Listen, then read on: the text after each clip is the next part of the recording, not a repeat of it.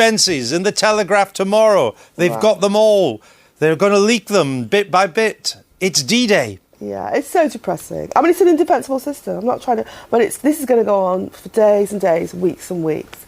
You can't defend the system. It's not going to look what's coming out. And what it feeds, you know, when you go online and you go on the blogs and you read the comments people make, it feeds a terrible contempt for democratic politics. And I wouldn't be surprised if it helps to push up the BNP vote in June. Well, the allegations are not in the Telegraph tomorrow. They're not sensational. Though they've got a lot, they may not be doing all the really meaty stuff.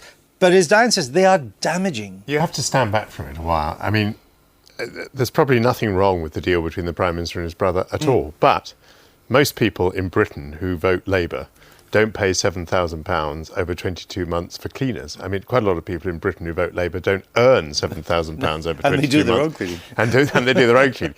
So, you know, it's one of these things that puts distance between the government and the people. Yeah. And the Telegraph tomorrow, it's like going in on the same bruise again. It's kind of Gordon Brown, page 1.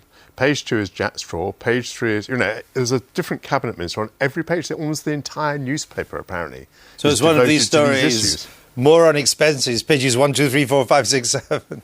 Absolutely. And of course, I mean, it's making everybody completely ridiculous. Well, let's just say, though, it is a journalistic coup for the Telegraph. It's going to sell a lot of papers. No question. And it's also going to be a long-running one. It'll become a daily soap opera now, won't it? I mean, they've done the cabinet, as I understand it, first of all. No doubt they'll turn on the Tory front bench at some stage. But probably among some junior minister, there's going to be another equivalent of a porn video expense, isn't there? Well, they're saying, you keep hearing that the Labour whips are on suicide watch for some MPs because of some of the things that have come out. How true that is, I don't know. But the point that Diane was making, I think, is right, Michael, that all of this, plus all the other stuff that's going on, is that the public opinion has moved from holding the political elite in contempt now into ridicule, which is even worse than contempt. Yeah, ridicule is terrible. The Prime Minister, of course, I mean, I think we're going to come on to this in a moment. The Prime Minister is being ridiculed, is looking ridiculous. The Tory policy is to ridicule him. Of course, the Tories wouldn't want everything, wouldn't want the entire political system ridiculed.